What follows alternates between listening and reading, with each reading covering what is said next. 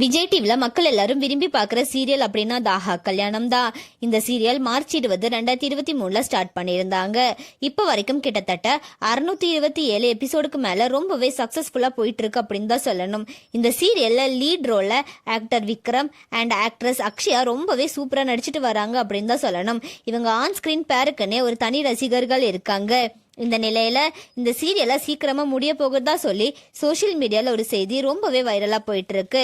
எதனால அப்படி சொல்றாங்க அப்படின்னா, அடுத்த மாசம் பிக் பாஸ் சீசன் 9 தொடங்க இருக்குன்னு எல்லாருக்கும் தெரிஞ்சிருக்கும். அதனாலதான் ஆஹா கல்யாணம் சீரியலை முடிக்க போறதா சொல்லியிருக்காங்க. வருஷம் பிக் பாஸ் தொடங்கும் போது சீரியலோட டைமிங்கை சேஞ்ச் பண்ணுவாங்க. அப்படி இல்லைன்னா டிஆர்பியில் லோவாக இருக்க சீரியலை என் பண்ணுவாங்க.